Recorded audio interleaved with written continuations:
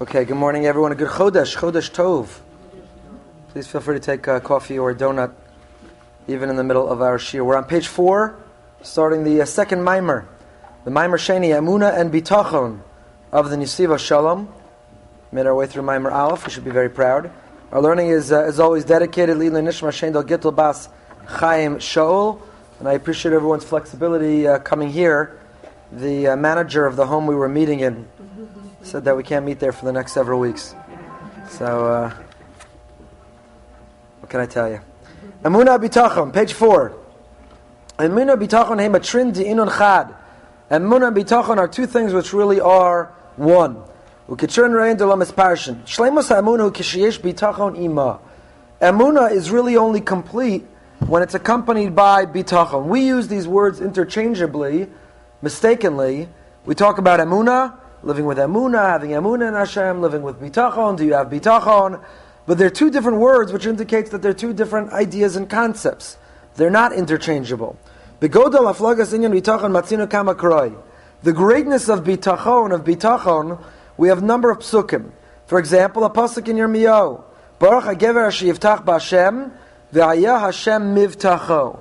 Right? It's not just a catchy tune, it's a beautiful pasuk. What do the words mean? Baruch HaGever, blessed is the person, Asher Yiftach B'Hashem, who will, Yiftach in the future, who will, what is Yiftach? Translate?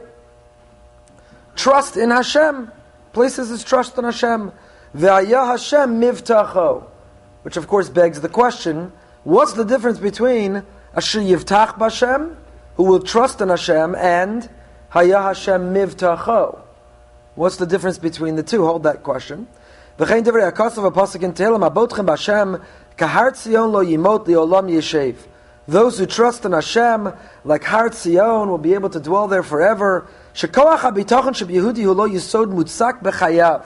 The power of bitachon, asher lo yismotet la'olam b'chol ha'matzavim. It gives us strength, it gives us courage, it gives us power, it gives us bravery, support in every incident, in every possible scenario in life. In order to understand this, היסוד מה יהיה סמוך ובטוח בהשם שייתן לו משאלוס ליבו ומה המקור בתורה לעניין הביטחון. Where is the smuch? From where do we derive a right to trust in Hashem? To trust that Hashem will answer our heart. So we studied this a little bit, just to remind you, when we began the class a while ago, we studied the Chazon Ish's Sefer Emunah and Bitachon, which is really numerous essays, most of them not on this topic, but some on the topic of Emunah and Bitachon. And the Chazon Ish defined there, we've said it a number of times, it's so important to remember. Bitachon is not, I want A so badly that I trust Hashem will provide A. I want so-and-so to get better, I trust Hashem will make him better. I want that job, I trust Hashem will give me that job. I want that spouse, I trust Hashem will give me that spouse. I want something trivial, I want the Yankees to win the World Series, I trust Hashem will make the Yankees win the World Series. From something significant to something trivial, Bitachon is not, I want something so badly, and I trust Hashem so much, that I trust He'll provide that which I want so badly. Because if that's the case, are you really trusting in Hashem? In whom are you really putting your faith? In your interpretation, in your analysis, in your understanding of the world and what's best for you. I think this is best for me, this spouse, this child, this job, this home, I think this is best for me. God, I want you to accommodate, I want you to conform to my understanding of the world. Says the Chazon Ish, that's not bitachon in Hashem, that's bitachon in yourself. You know what bitachon in Hashem is? It's much, much harder. That false counterfeit bitachon, that's easy. To walk around, I want X, I have bitachon, Hashem is going to make it happen for me. This is my year, Hashem is going to make exactly what I want, what I need. That's a counterfeit bitachon. And you also set yourself up for horrific disappointment. When it doesn't work out, well, what happened? Hashem was supposed to make things happen the way you want. You are in charge. Hashem jumps to your call. So says the Chazon Ish, that's counterfeit. What's authentic, genuine bitachon? When you say, look, here's my understanding of the world, of my world. Here's what I think is best for me. But you know what? I'm not in charge. I'm finite.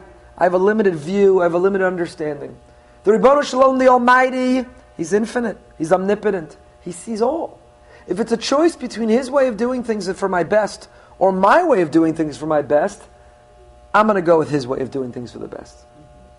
And so bitachon is, I will express my initiative, I will do my hishtadlus, I will do everything I can to pursue what I think is best. But in the end of the day, my bitachon means that whatever happens, I accept as for my best. Bitachon is koman da'avid rachmana l'tava avid. Everything that God does is for the good. Period. Sometimes it's painful. Painful doesn't mean not for the good. On Shabbos, somebody came up to me who reminded me that it's now a year from when there was a crisis in their marriage, where it seemed like there was no hope. Whatever the incident, which I'm not going to get into, that precipitated a major crisis that looked like it was the end. And this individual remembers saying Birchas HaChodesh, benching Rosh Chodesh Iyar a year ago, putting entire heart into the hope that maybe there was something left. And because to the credit of the couple who put in an enormous amount of work with great humility, a year later their marriage is better than it ever was before the crisis. And in benching Rosh Chodesh Iyar, a year later, it came up to me with tears in his eyes and said, when I went through that was the most painful thing I thought in my entire life. And a year later, I see that was the best thing that ever happened to me. Best thing that ever happened. Had it not happened, would have been going through life with a fake whatever. I'm giving it as an example. Sometimes in life, a year later, we're blessed to say that was the best thing that ever happened to me. Sometimes, the rest of our life, we look back and say, I don't know why that had to happen to me. That didn't have to happen to me. That was the most painful, unfair, unjust thing that ever happened, ever. I'm not suggesting that bitachon means that we ever merit to get to a place in life where we deserve an explanation, where we come to an understanding. Sometimes we do, if we're humble enough and we can look back and we live life with appreciation. Many times I think we do, and sometimes we don't.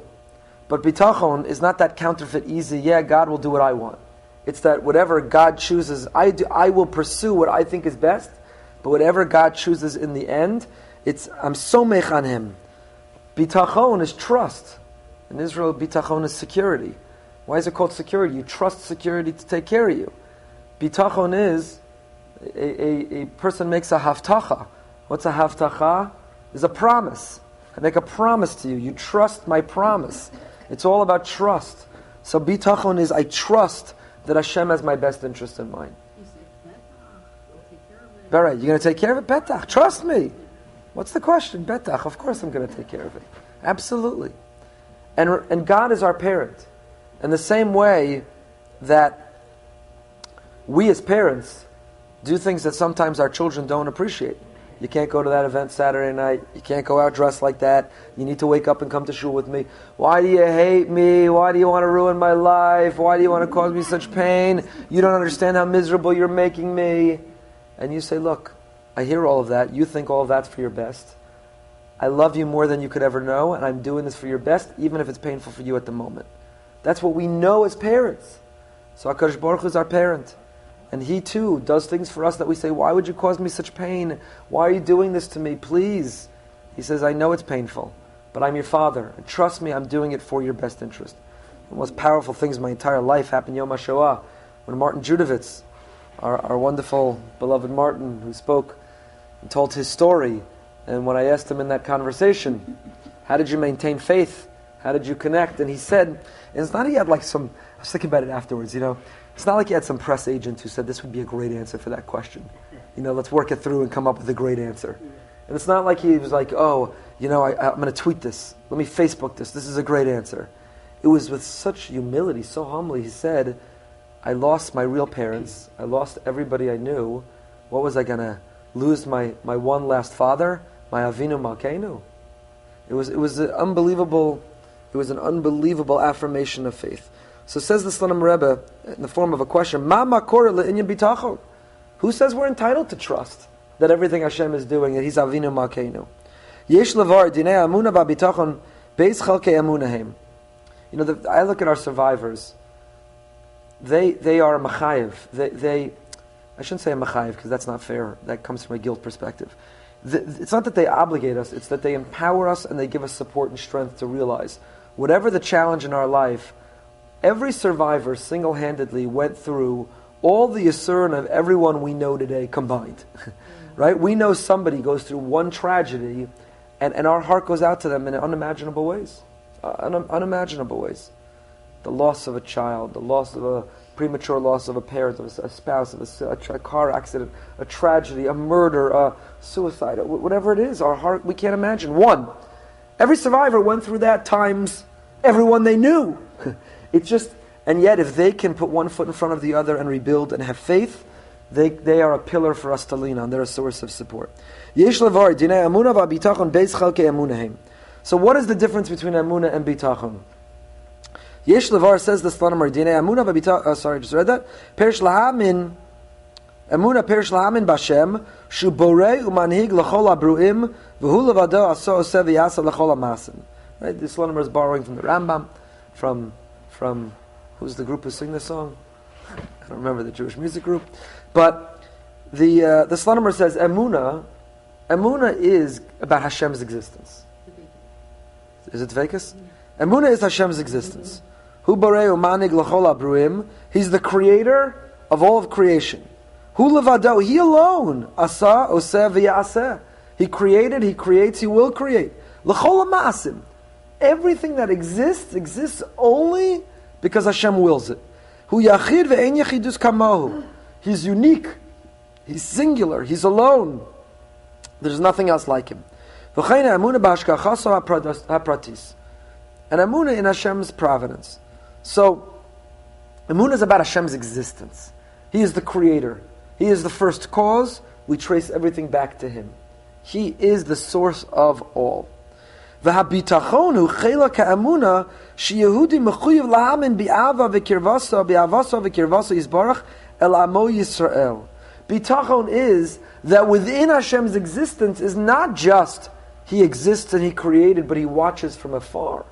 God doesn't observe from a distance. God didn't create and move on. God is not just the creator, but He continues to interact.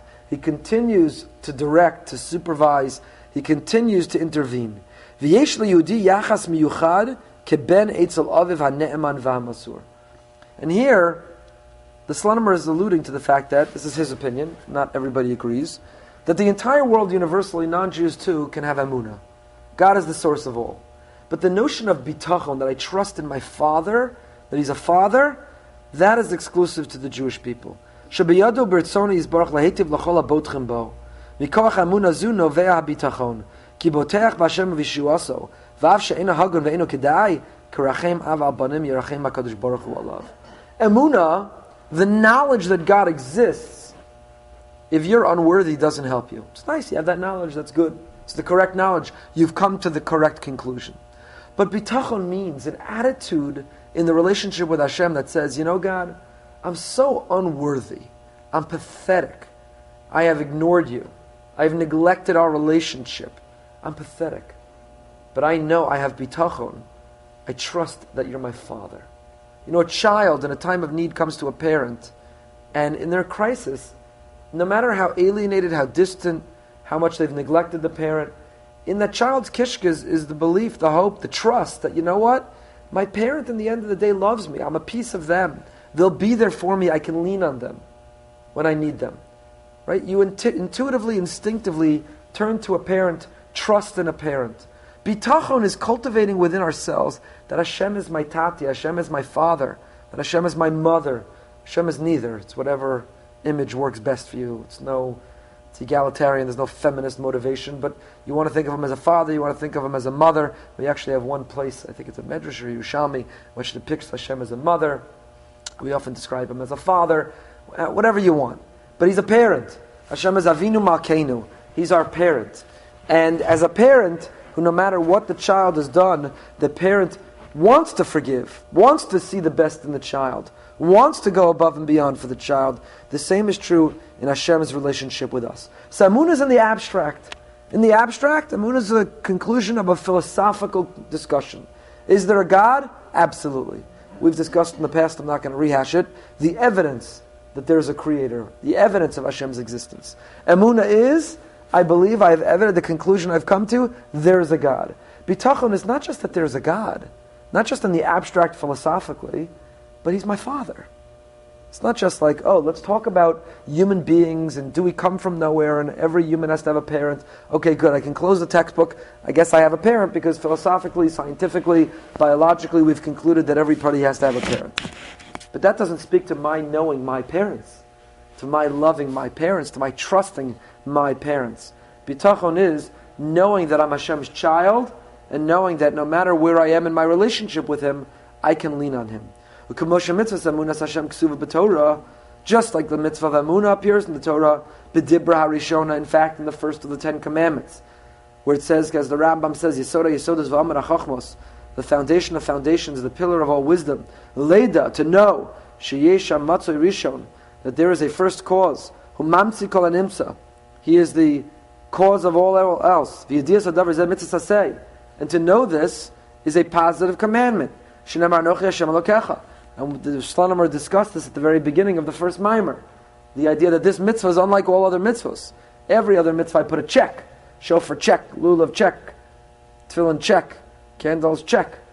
Emunah is not just a check.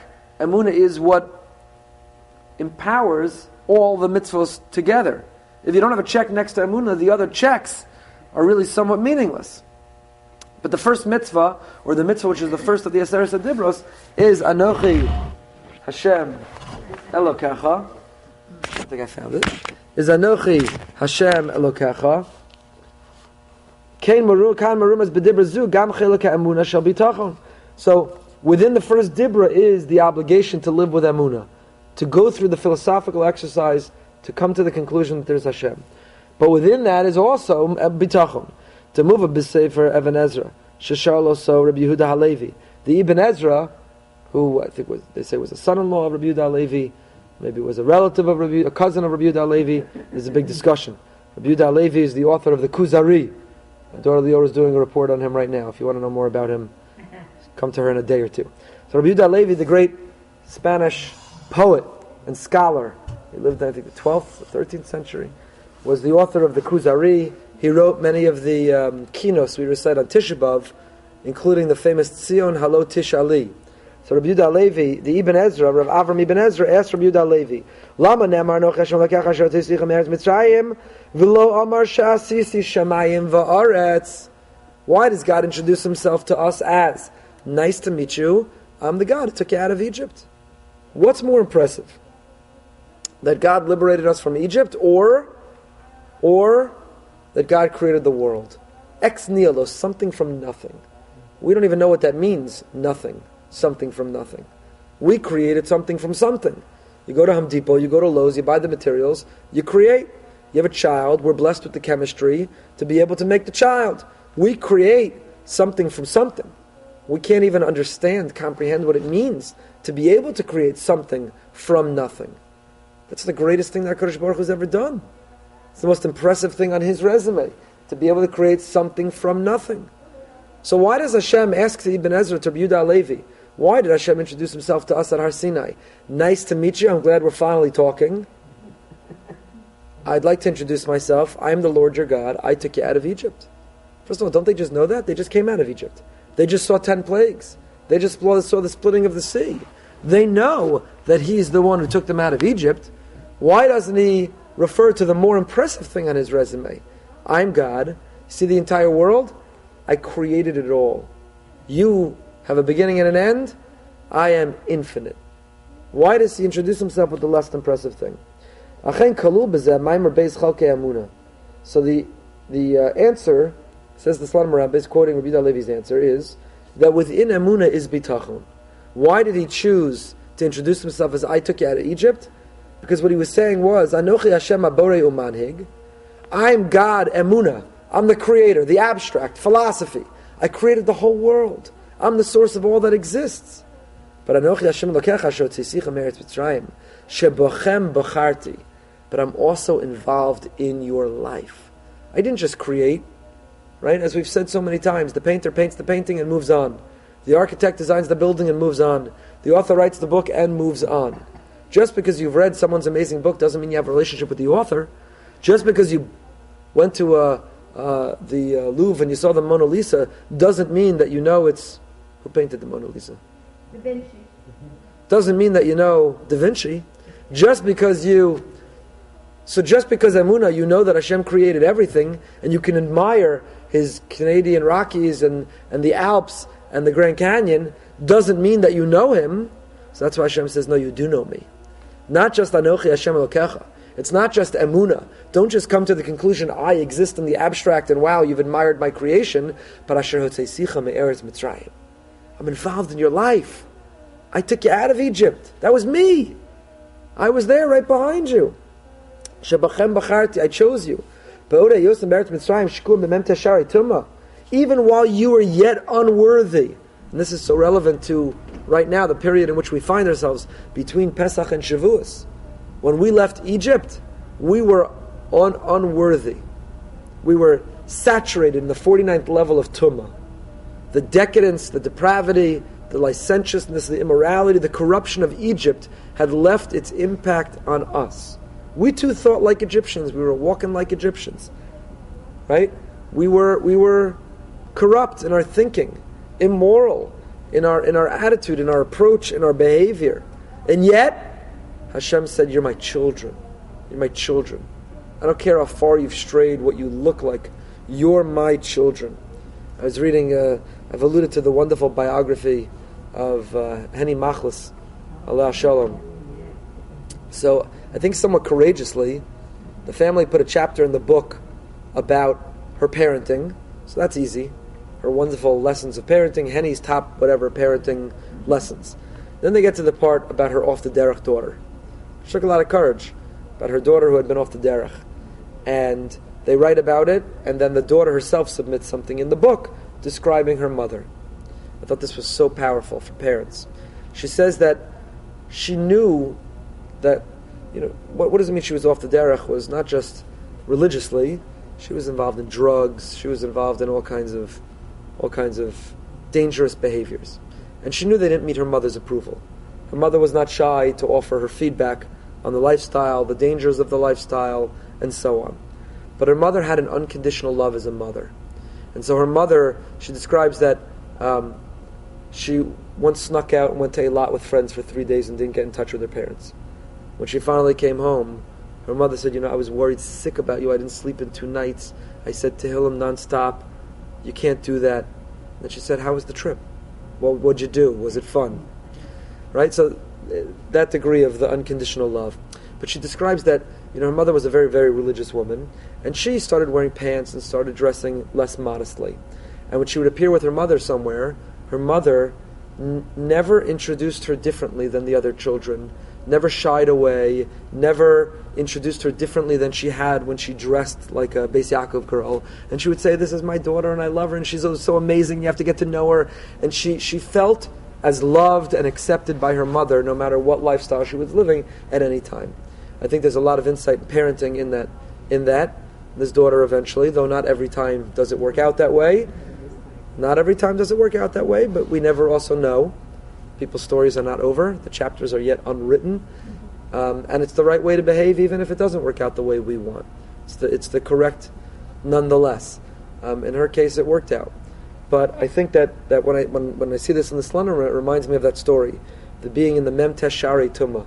So you're doing drugs and drinking, you dropped out of school, you're dressing immodestly, you're whatever.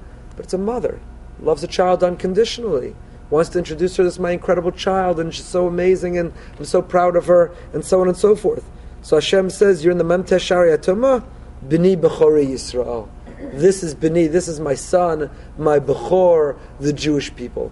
Even while we were in that lowly state. A parent loves a child no matter what state they're in. And that's the imagery for us, is both vis-a-vis our own children and our own parenting, but also as children of Hashem. Sometimes we feel unworthy, we feel alienated. We feel, I'm not perfect, I don't do things right, so what's the point? What's the point in doing the other things? We have to realize Hashem's our Father. Hashem's our Father. I think a lot of teachers have done a poor job of trying to create a Judaism which is scary. Do the right thing. Lightning's going to strike. Do the right thing, or things aren't going to work out the way you want them to. Do the right thing. And that's such a disservice. That's not Hashem. It's not the way Hashem wants us to see Him as a scary parent. Hashem is forgiving over and over and over and over and over and over again. For a parent, a spouse, you violate a spouse's trust. You get a point where it's one too many times. How many times can they forgive? How many times can they be promised next time will be better? And unfortunately, their marriage would become irreparable. But parents, I don't know if you ever reach that limit. No matter how bad it gets, the parent wants to believe that the next time that the child says, this time I mean it, the parent wants to accept that. That's our Father Hashem. He's never done. Next time you say, you know what, it's it. Turn it over. It's Rosh Chodesh Iyar. This is by Rosh Chodesh. This is my month. I'm going to behave. I'm going to start doing X, Y, and Z. This is it. Hashem says, great. I believe in you. I trust you. Let me introduce you to my friends, the angels. This is my amazing child. Even though they're in the Mem Tesh Shari Tumah. So it's a total paradigm shift from relating to a God who's scary and punitive and accountable and going to strike us down, and a religion based on fear, to a religion based on awe, admiration, and love. Hashem loves us. The Christians took that bumper sticker from us. But that was ours before it was ever theirs. Hashem loves you. He loves you. He loves you. More than you love yourself, He loves you. He's more forgiving of you than you're forgiving of yourself. He wants you to come back and do the right thing more than we want to. So no matter what our state, B'ni B'chorei Yisrael, and that's the period we're in, that we should feel that love. We just came out of Mitzrayim, B'chol dor v'dor chayav l'rosas atzmo. We just came out of Mitzrayim, it's Pesach. We're counting down to Shavuos, where we're supposed to be. The Or HaChaim HaKadosh says, how many weeks are there between Pesach and Shavuos? 7 weeks. It's 49 days. We climb out of each level of Tumah each day, and there's 7 weeks. There's a beautiful book that Hensha gave out to our Emunah group last year. There's an app. You don't have to get it on the book. It's a free app on your phone. I forgot what it's called. Not only every day of Sefira does it remind you to count, but it's a beautiful, literally 3-4 sentence message of each day of Sefira, what the Kabbalah, each week has a Kabbalistic theme, and each day within each week has one. So each day has its own unique theme that we're supposed to be working on and growing on. My Omer, Myomer. Go to the App Store and download it. Excellent. I should get a cut. I've been promoting this person's book and app every year. It's excellent. So every day we're supposed to climb out. The Or HaChaim HaKadosh says 7 weeks between Pesach and Shavuos. Why? What does the number 7 remind you of? Shiva Nekiyim. A woman counts 7 clean days before she goes to the mikvah. Shavuos is our mikvah. Why do you go to the mikvah? Before you get married. So the bride counts 7 clean days, then the bride goes to the mikvah, and then comes to the wedding. So we too, Shavuos is a chuppah. Hashem held the mountain over our heads. Shavuos is our chuppah with Hashem. It's our marriage. V'erastich li olam. Shavuos is our marriage. We go to the mikvah before the wedding, and we count 7 clean weeks. These weeks are weeks in which we're cleansing ourselves, in which we're trying to be clean, in which we're trying to purify ourselves. That's why the korban on Pesach, the korban ha'omer, the second day of Pesach, is made from barley flour. It's a korban mincha from barley. Barley is animal food, animal fodder. Shavuos is the shtei alechem. It's loaves of bread. You ever see an animal bake a loaf of bread? Only a human being can plow, plant, harvest, thresh, grind, knead, bake. All the 13 steps, I think, of the Sidur de Pas, only a human being. So the Shtei Alechem is a human food. The idea is we go from the barley offering, from being animals, to Shavuos becoming human beings, in control, dignified, disciplined. So this is the period. We were on a lowly state, and Hashem loves us no matter what. He trusts us, He believes in us. But this is the time to be growing every day, climbing, because we want to give our Father nachas, want to make Hashem proud. Is there a greater joy in the world than giving nachas to your parent? Giving nachas to your parent. U'mitzvahs amunas Hashem, page 5. Kolalas gam lahamin begodol aflogas ha'avosu yizborach al amo Yisrael. V'chela ka'amuna ha'mevi l'bitachon ha'gamor bo yizborach shemo. So included within Emunah is bitachon. Emunah is philosophical, abstract. There's a God. There's a God, created the whole world. He's the Borei Umanig. He's the Mamtzias Kol. He's everything. He's the Yachid Yuchad. God is the source of all, period. Abstract. Philosophical. Within that is bitachon. I'm his son. I'm his daughter. He's my father. He's my tati. Dad. When you talk to Hashem, when you start practicing his bodedus, Henny Machlis, I'm on a Henny Machlis kick because I was reading the book again. I started actually on last Shabbos. I in addition to the Dvar Torah at the Shabbos table, I had my kid each read a story. Each Shabbos read a story. You read a story, it could be Henny Machlis, it could be whatever other tzaddik. These are real people. It's something which is incredibly inspiring. So she used to spend however many hours a day her davening. She also did an hour of hispodedus a day. An hour of just talking to God. I try it. 3 minutes in, it's hard. It's best when you're driving. Turn the phone off, turn the radio off. Just start talking to Hashem. So don't say Hashem, say Dad. Dad. You call your parent. No, how are you? What'd you do today? How are you feeling? Let me tell you about my life. Let me tell you about the children, the grandchildren. Let me tell you about the challenge or how I overcame it or what I can give you nachas. Just talk to Hashem. Talk to him. He's a tati. He's our father. He's our mother. Talk to Hashem as a parent. So Emunah is the abstract. Bitachon is B'ni B'chori Yisrael. Wherever we think we are, whatever level we think we're on, however unworthy we feel, B'ni B'chori Yisrael. We're not on a lower level than the Jews were coming out of Egypt. And Hashem, at that moment, called them B'ni B'chori Yisrael. And that's what he does for us as well. V'yesh l'farish al davar al daz zeh tainas Moshe Rabbeinu l'kadosh baruch hu. V'hein lo ya'aminu li, v'lo yishmu b'koli, ki amru lo nirai lech Hashem. When God taps Moshe and says, go, you're going to be the ambassador to take them out of Egypt, Moshe says, nah, they're not going to believe it. They're not going to accept it.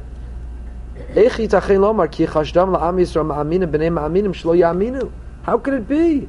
These were the children of Avram Avinu. Ma'aminim b'nei ma'aminim. True, they're on a low level in Egypt. But these are, come on. They didn't have emunah? How could it be? How could Moshe accuse them of that?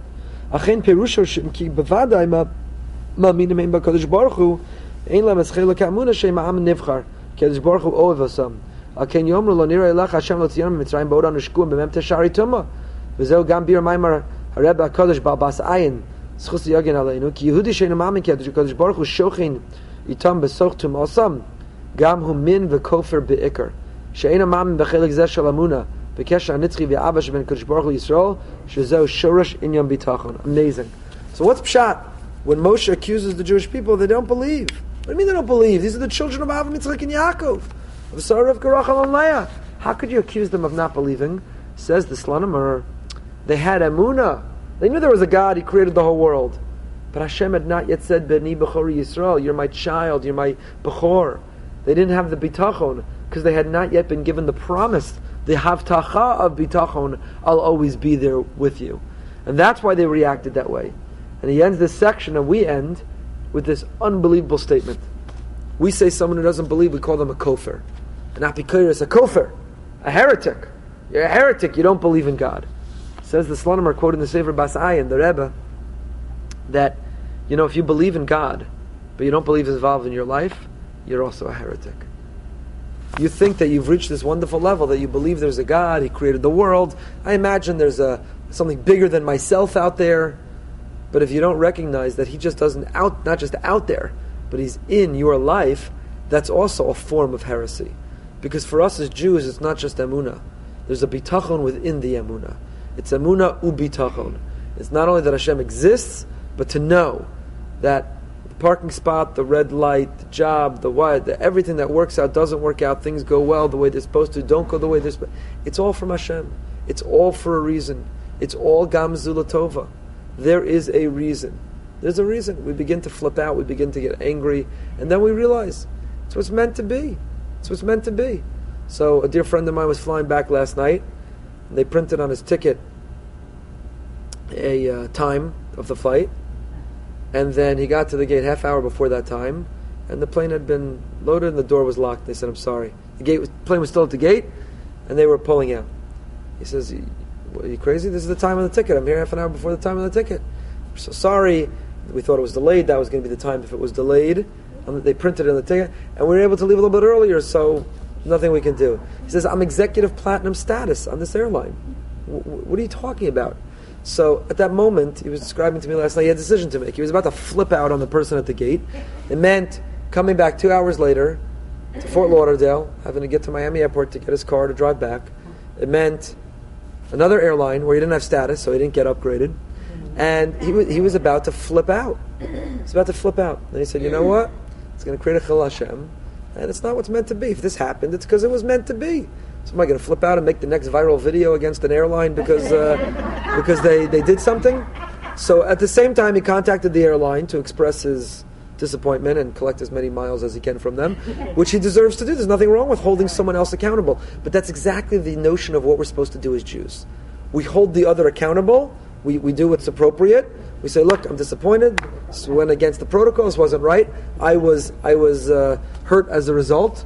So compensate me. But in terms of losing your cool, you say, this was meant to be. If Hashem wanted you to make the plane, the door would still be open. If the door is closed, it meant Hashem didn't mean for you to be on that plane. There's no end, well, the plane blew up and therefore he lived in it. Thank God, there's no end like that. Whatever reason, it wasn't meant to be. It wasn't meant to be. So when you live life without bitachon, you fly off the handle. You lose your cool. You make a scene. You get filled with rage. Your blood pressure explodes. And you make yourself sick over those things. And when you're able to live life with bitachon, you say, Dad, I don't know why you bumped me from the plane. It's a pain, Dad. But all right, Dad, if that's what you thought was best, no problem. I'm going to try to get as many miles as I can out of it, Dad. But Dad, if that's what you thought was best, that is what's best. So working on this attitude and approach in life gives us peace and tranquility throughout life, keeps us healthier, more serene, and allows us to be able to deal with whatever world throws our ways. Chodesh Tov, have a fantastic week.